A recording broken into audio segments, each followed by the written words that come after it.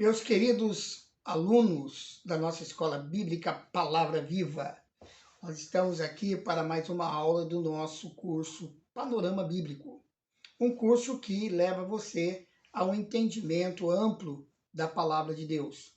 Nós estamos falando sobre as consequências da queda do homem. Vamos dar continuidade a esse assunto, falando hoje sobre a tática de Satanás.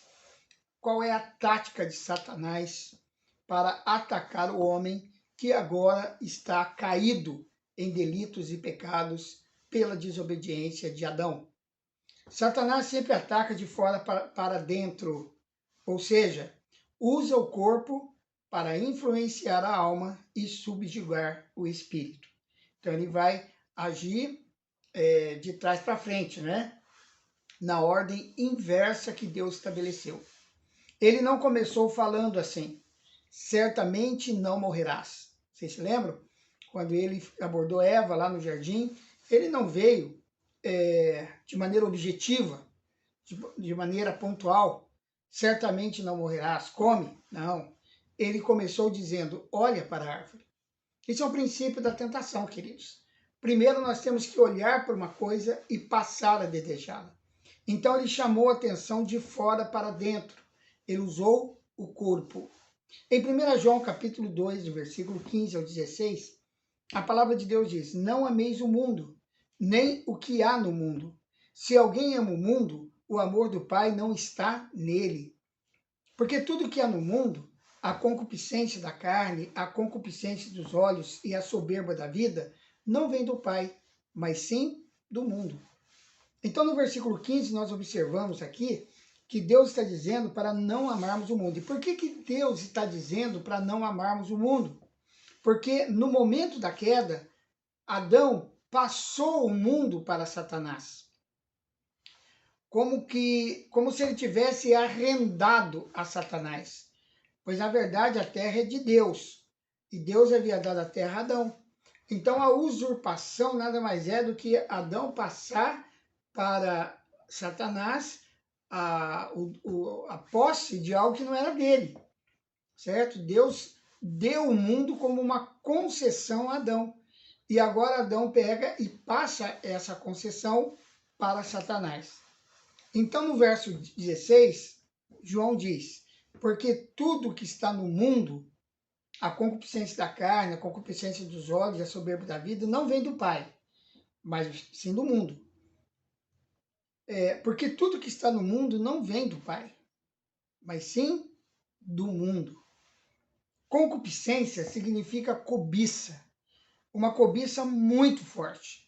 A concupiscência é desejar algo de uma maneira tão grande que você passa por cima de tudo. Passa por cima de valores,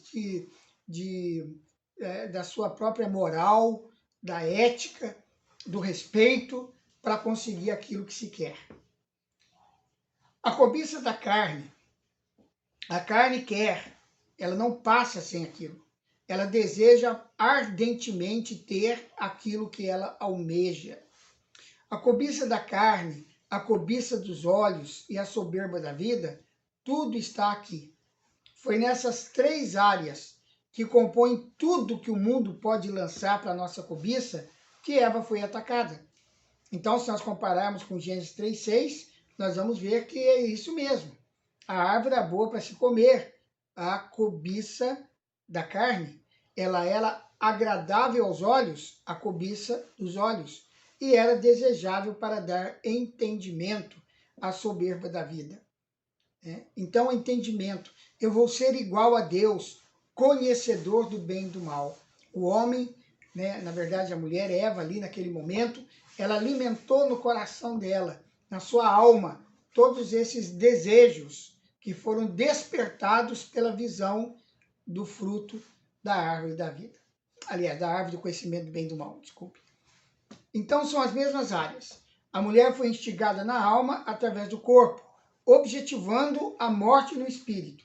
Ela usou sua livre vontade para fazer a escolha. Com Jesus, amados, não foi diferente. Jesus passou pelo mesmo processo lá no deserto, quando ele foi tentado por Satanás. Porém, Jesus venceu. A diferença está aí. Adão e Eva sucumbiram à tentação. Jesus venceu a tentação. Agora, como foi que Jesus venceu a tentação?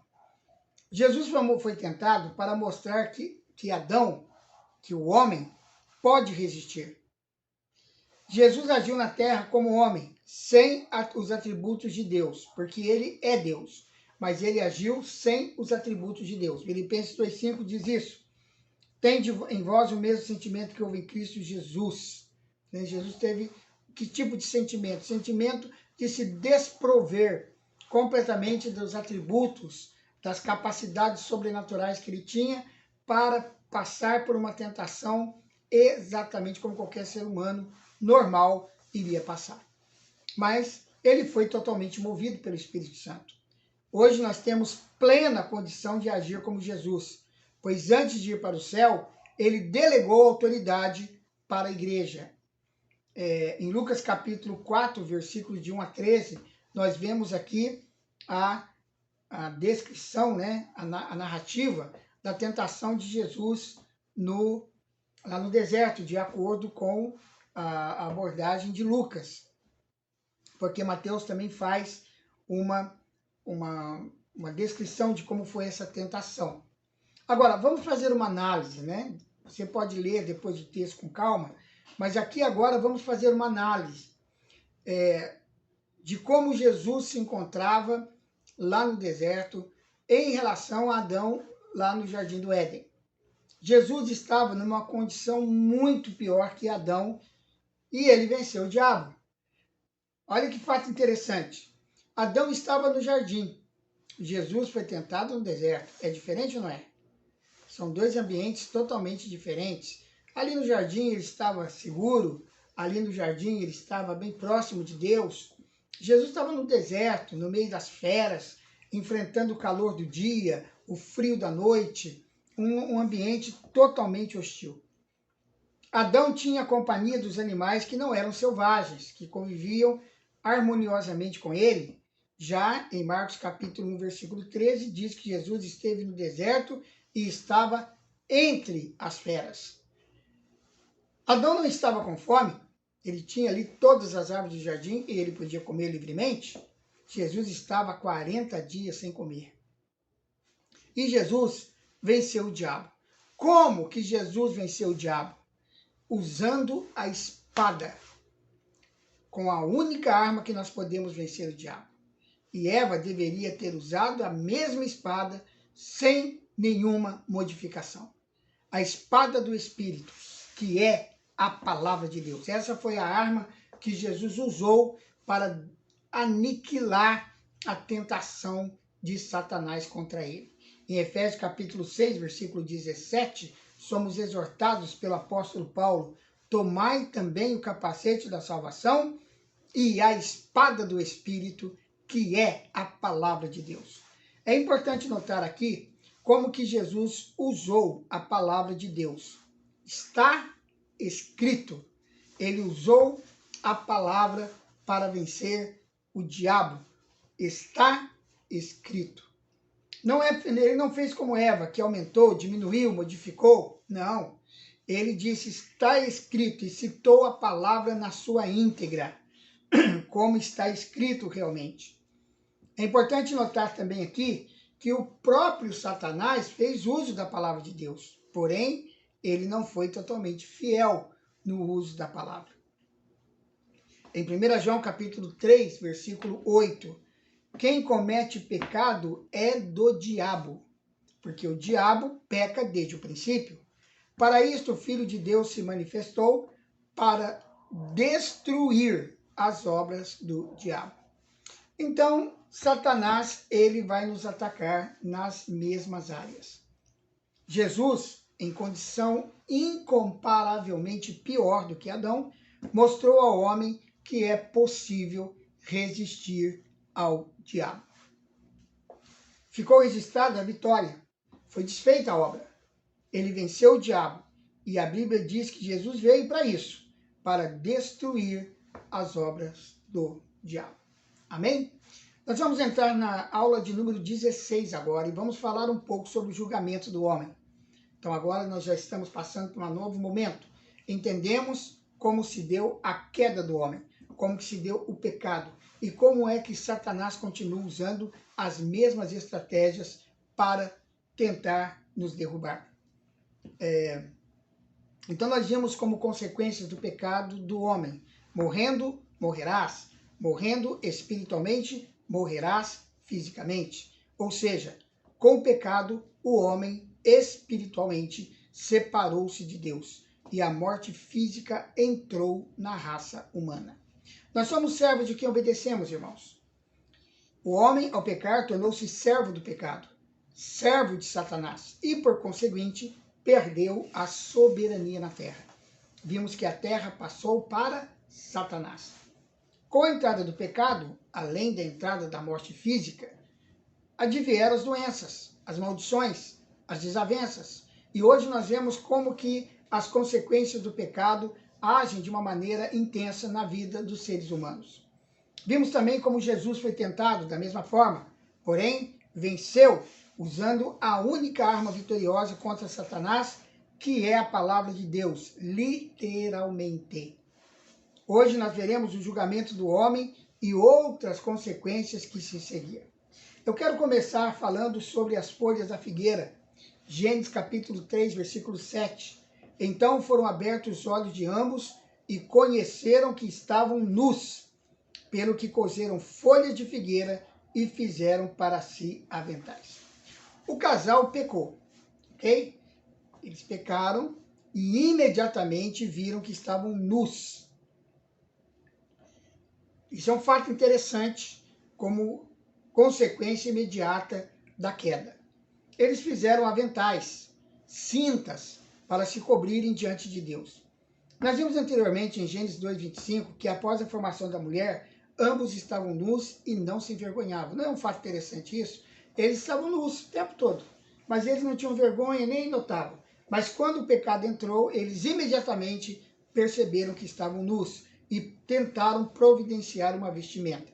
Salmo 104, versos 1 e 2. Bendize a minha alma ao Senhor. Senhor Deus meu, tu és magnificentíssimo. Estás vestido de honra e majestade. Tu que cobres de luz como de um manto, que estende os céus como uma cortina. Esta era a cobertura do homem antes do pecado. Estás vestido de honra e majestade. É a mesma cobertura de Deus. Aqui o salmista dizendo que Deus está vestido de honra e de majestade. Você pode perguntar assim, mas como? Essa cobertura era física, era cobertura de glória. Foi essa cobertura que o homem perdeu. Romanos 3:23 diz isso claramente, porque todos pecaram e destituídos ou despidos estão da glória de Deus, ou carecem da glória de Deus.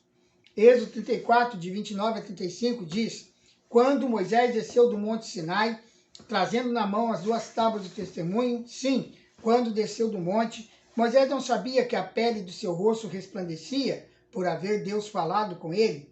Quando, pois, Arão e todos os filhos de Israel olharam para Moisés, eis que a pele do seu rosto resplandecia, pelo que tiveram medo de aproximar-se dele. Então Moisés o chamou, e Arão e a todos os príncipes da congregação tornaram a ele. E Moisés lhes falou. Depois chegaram também todos os filhos de Israel, e ele lhes ordenou tudo que o Senhor lhe falara no monte Sinai. Assim que Moisés acabou de falar com eles, pôs um véu sobre o rosto.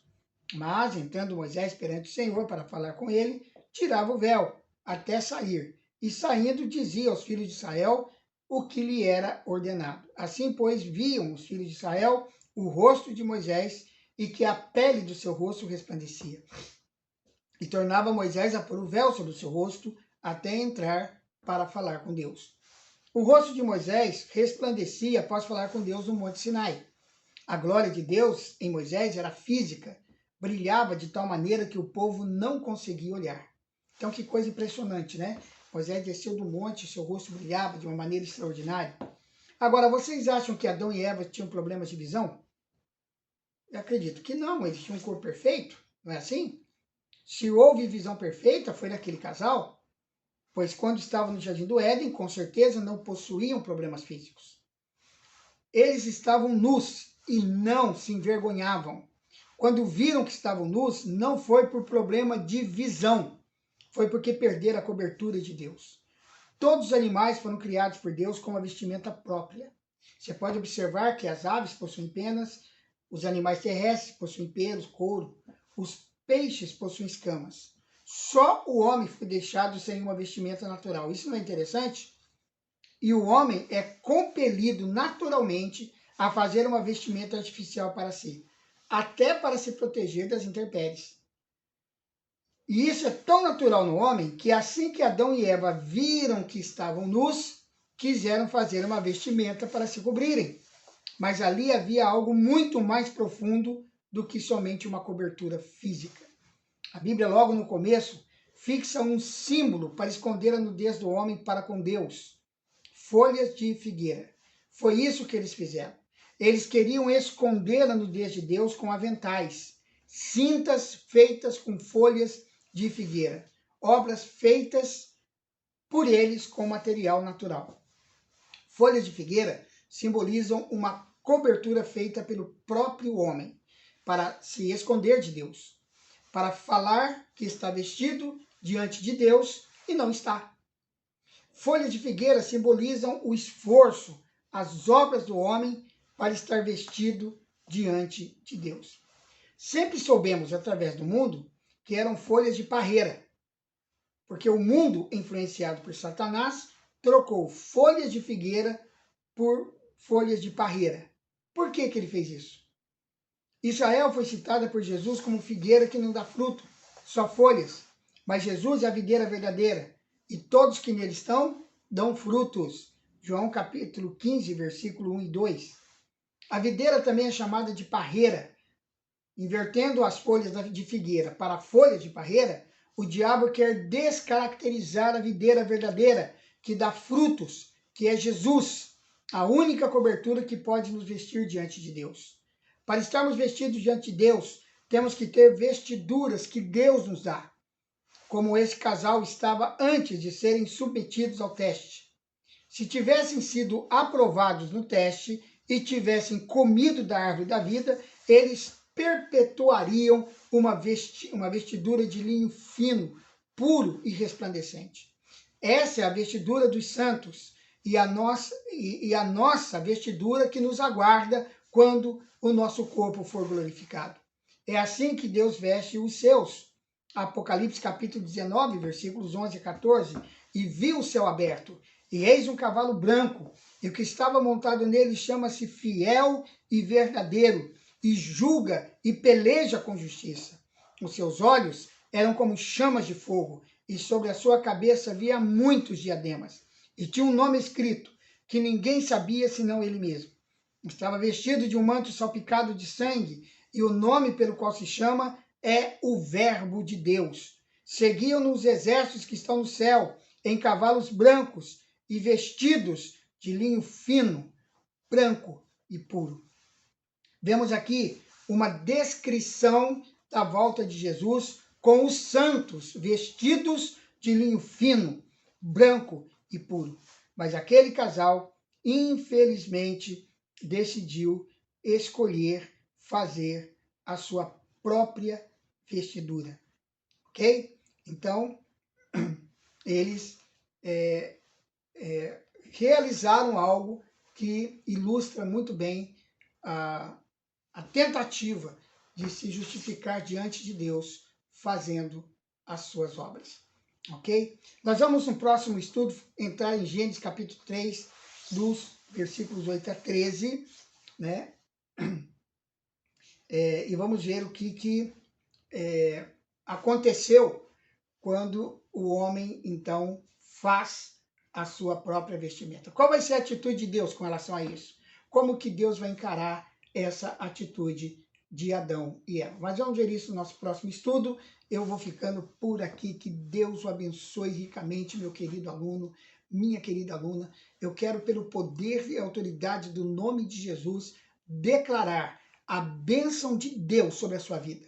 Se você precisa de cura, receba em nome de Jesus. Cura do corpo, cura da alma, cura da mente. Que Deus o restaure, que Deus o levante, que todo o desânimo, todo medo, toda ansiedade saia do seu coração agora e você seja abençoado em nome de Jesus. Que Deus o abençoe. E se você, querido aluno, querida aluna, você que entrou hoje no nosso canal pela primeira vez, se você deseja se inscrever no canal, por favor, faça a sua inscrição, curta esse vídeo, dá um like, diga que você gostou, isso vai nos ajudar muito. Também compartilhe esse estudo com muitas pessoas. Se você conhece alguém aí que está em dúvida a respeito desse assunto, afinal de contas, por que que eles fizeram essas vestimentas, né? Quais que foram realmente as consequências da queda do homem, como que Deus tratou com o homem a partir da queda. Então, compartilhe o vídeo e ajude mais pessoas a receber esta palavra. Amém? Um forte abraço a todos vocês. Estaremos de volta em breve com mais uma aula do nosso curso Panorama Bíblico aqui na Escola Bíblica Palavra Viva. Fique com Deus e até lá.